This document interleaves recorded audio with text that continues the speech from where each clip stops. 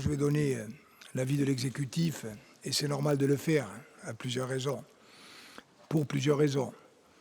D'abord, parce que l'exécutif s'exprime lors des motions, et particulièrement lorsqu'elles sont importantes. Ensuite, parce que je suis un président du Conseil exécutif nationaliste. Et enfin, parce que votre motion et votre présentation ont fait référence à nos fondamentaux communs, à notre histoire commune, et également, disons-le directement, à mon père. Donc, bien évidemment, pour toutes ces raisons, je pense qu'il est normal que je m'explique. D'abord, vous dire, et c'est vrai que cette motion évoque des fondamentaux qui sont partagés et intangibles, quelles que soient les difficultés, les désaccords, qui ont vocation à être surmontés, je le pense et je l'espère. Nous avons des fondamentaux qui se sont construits au fil des décennies dans le combat commun, dans l'idéal souvent partagé, toujours partagé, dans les moments de difficulté comme dans les moments de joie. Et pour reprendre très brièvement ce sur quoi, bien évidemment, je suis d'accord, d'abord, le peuple corse, oui, bien sûr, il y a un peuple, et je dirais que ce peuple est au cœur de chacun de nos engagements. Deuxièmement, la Corse est-elle un territoire non autonome? Je pense que si le contraire était vrai, nous ne nous battrions pas pour obtenir l'autonomie. Et enfin, la Corse a-t-elle eu à subir une politique coloniale? Je pense que oui, bien évidemment. Et je disais l'autre soir à Paris que l'engagement politique, c'est aussi une façon de s'interroger si l'on est cohérent avec l'homme, le jeune homme, la femme, la jeune femme que l'on a été. Moi, j'étais étudiant en DEA, d'études politiques, j'ai fait un mémoire de DEA sur la notion de peuple corse. C'était en 1989. Le débat sur ce qui allait devenir le statut JOX avait commencé. Et j'ai essayé d'interroger, y compris juridiquement et théoriquement, cette notion de peuple corse, un peuple dont tout le monde s'accordait à reconnaître l'existence, en fait, mais dont personne n'arrivait à traduire l'existence en droit. Et ce travail d'étudiant m'a conduit à revisiter l'histoire de la Corse, notamment à relire des historiens, notamment le professeur Ettori, qui s'interrogeait sur la nature de la politique qui avait été menée en Corse par la France et se demandait si elle avait été objectivement une politique coloniale. Interrogation scientifique. Il disait que par certains aspects, on ne pouvait pas comparer ce qui avait été fait en Corse avec, par exemple, ce qui avait été fait en Algérie ou en Afrique ou en Indochine, mais que la politique coloniale menée en Corse avait pris des traits singuliers et que la première ressource qui avait été exploitée selon un mode colonial, c'était la ressource humaine, sans parler même de la terre ou des ressources forestières.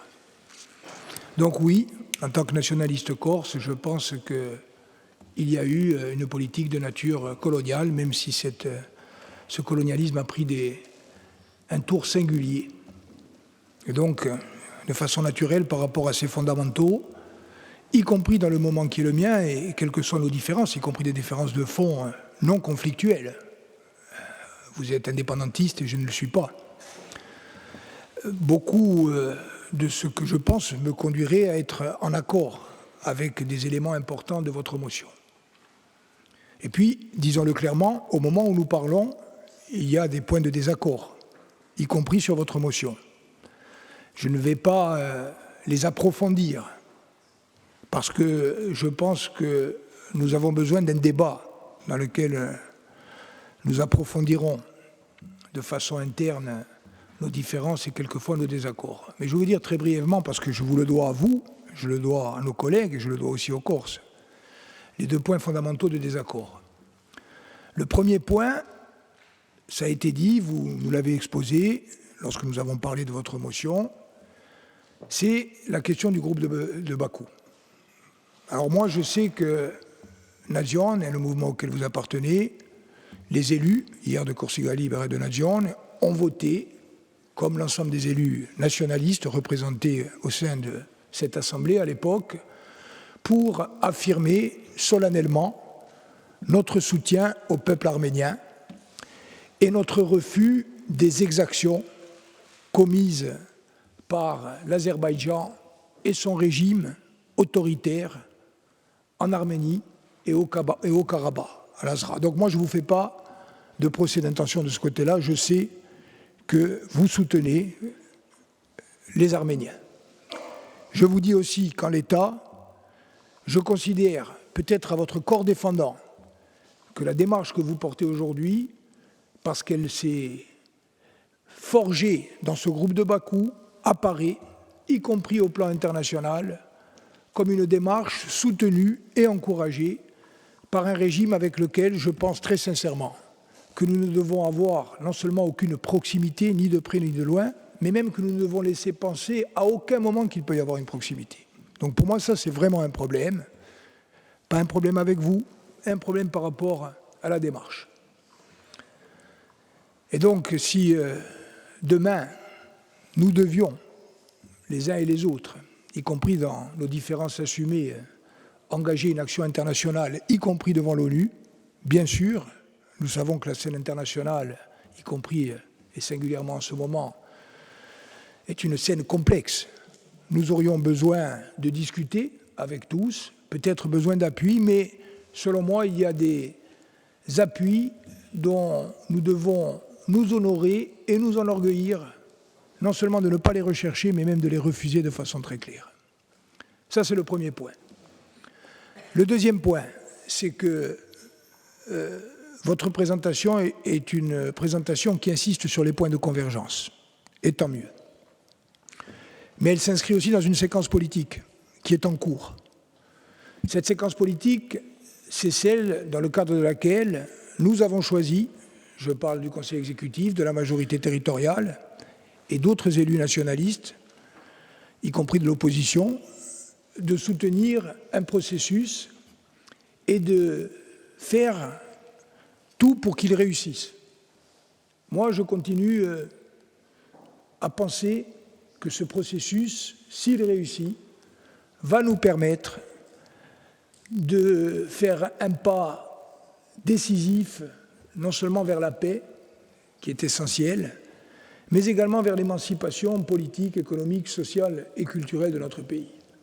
Je crois profondément qu'un statut d'autonomie avec pouvoir législatif, reconnaissant notre peuple, intégrant la solution politique globale pour laquelle nous nous battons, intégrant dans cette solution politique globale plus clairement que cela n'a été fait jusqu'à aujourd'hui la dimension historique et donc nécessairement la part d'ombre de la politique menée en France à travers une politique souvent coloniale, réintégrant dans le processus les drames et les douleurs, tous les drames et toutes les douleurs, tous les morts, toutes les victimes, toutes les années de prison, tous les sacrifices. Je crois vraiment que si ce processus aboutit, il nous permettra, et il permettra aussi aux indépendantistes de considérer que nous avons beaucoup avancé, à charge ensuite pour chacun, et je vais le redire ici, à charge ensuite pour chacun, dans le respect de la démocratie, de continuer à se battre. Donc moi, je l'ai dit au président de la République, Emmanuel Macron, je l'ai dit à tous mes interlocuteurs et interlocutrices à Paris, je l'ai dit aux Corses. L'indépendance est une option qui a sa légitimité historique, démocratique. On a tout à fait le droit d'être aujourd'hui indépendantistes. Et les indépendantistes font partie de notre histoire et de notre présent.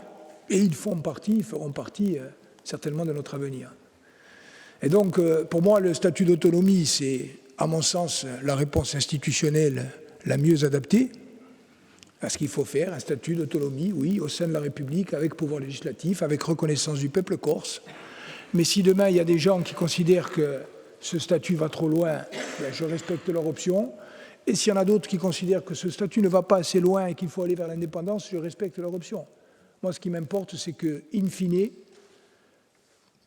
toutes et tous, nous disions que la démocratie prévaut et que ce sont les Corses et le peuple corse, à travers le suffrage universel et à travers des scrutins, qui déterminera ce qu'il estime être son meilleur avenir institutionnel.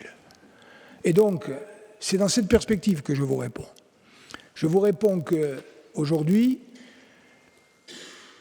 la façon dont elle a été présentée, jusqu'à aujourd'hui en tout cas, la façon dont elle s'inscrit dans la temporalité que nous vivons, la façon dont vous avez eu aussi de dire que ce processus, vous n'y croyez pas et vous pensez qu'il nous conduit dans une impasse, m'interdit, à moi qui considère que ce processus doit nous permettre d'aboutir, de renoncer à cette stratégie pour venir en valider une autre, celle de la saisine de l'ONU, dans une perspective d'indépendance, parce que vous pensez que nous allons échouer. Donc moi, je vous dis aujourd'hui ce que je pense de votre démarche, les éléments dans lesquels je me reconnais, les éléments qui me posent difficulté, avec lesquels je suis en désaccord. Le Conseil exécutif n'a pas à voter, mais je pense que vous avez compris dans quel état d'esprit nous sommes. J'ai essayé de le dire de la façon la plus complète possible, en prenant le temps aussi, comme vous l'avez fait, comme auraient pu choisir de le faire, par exemple, ceux qui décident de vouloir voter contre, parce que je crois que je vous le dois, à vous, et à travers vous, à celles et ceux qui portent cette motion, que je nous le dois à nous, en tant que nationalistes, que je le dois à cette Assemblée, et que je dois être aussi très clair avec l'ensemble des Corses et avec l'ensemble de nos interlocuteurs. Pour nous, la solution politique que nous recherchons, la révision constitutionnelle pour laquelle nous nous battons, le statut d'autonomie que nous voulons construire, n'est pas une forme de décentralisation poussée. Le statut d'autonomie que nous souhaitons, le statut d'autonomie pour lequel j'ai été mandaté aussi par le suffrage universel, c'est un statut d'autonomie qui permet la reconnaissance du peuple corse, la reconnaissance de ses droits, l'exercice de ses droits, qui s'enracine dans la démocratie et qui permet à ce pays de regarder sereinement son avenir.